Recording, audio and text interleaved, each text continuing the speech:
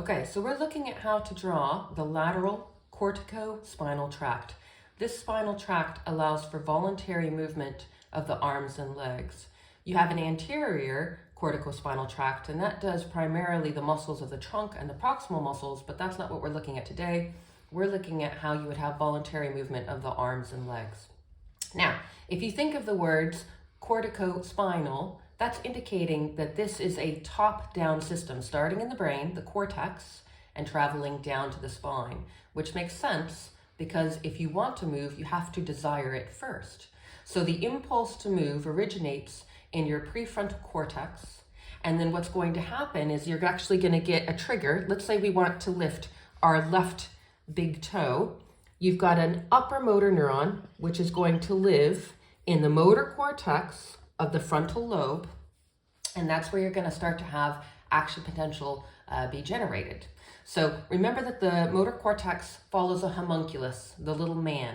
So each anatomical area, the upper motor neurons for that would be situated in that point. So you have one area that would be for the arms, and one area specifically for the hand and specifically for the finger, one area for the legs, and then again specific areas for each individual muscle.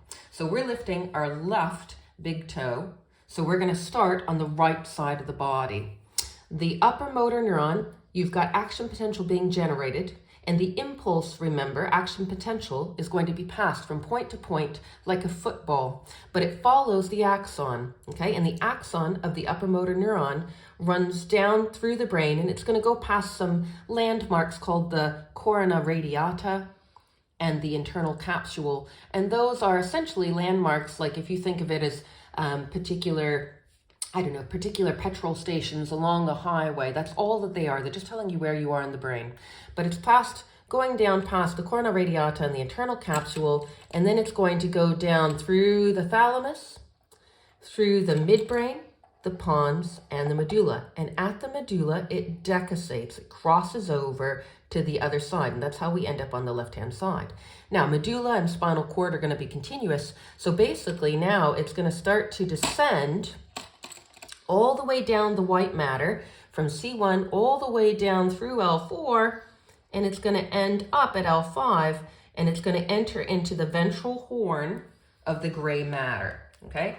At the ventral horn of the gray matter, that's where we're now going to have a synapse. And you've got the cell body of the lower motor neuron living here. And what's going to happen is action potential is going to be passed between these two neurons, generated at the lower motor neuron, and then it will follow like a football being passed from player to player along the axon of the lower motor neuron. And that axon is going to exit the ventral root at L5. It's then going to travel down the leg, and it's going to end up, if we were lifting the left big toe, innervating one muscle fiber, and that's of the hallux extensor muscle, at the neuromuscular junction, okay? And remember, this comprises a motor unit. You have a lower motor neuron, which meets one muscle fiber of a muscle at the neuromuscular junction that comprises a full motor unit.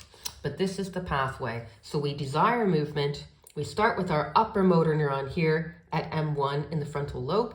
Action potential follows that axon down past the corona radiata and the internal capsule, down through thalamus, midbrain, pons, medulla, and at medulla, it decussates or crosses over. It's then going to continue down through the white matter, like it normally would, all the way down the spinal cord until it hits the appropriate spinal level. In this case, what we're looking at is extension of the big toe, so it's L5. At L5, it goes into the ventral horn, the upper and the lower motor neurons synapse. You've got action potential being generated along the lower motor neuron now, and it follows like a football being passed from player to player along the axon of the lower motor neuron, which is going to travel all the way down the leg, and you're going to see that connecting at the neuromuscular junction to innervate one muscle fiber of the hallux extensor muscle.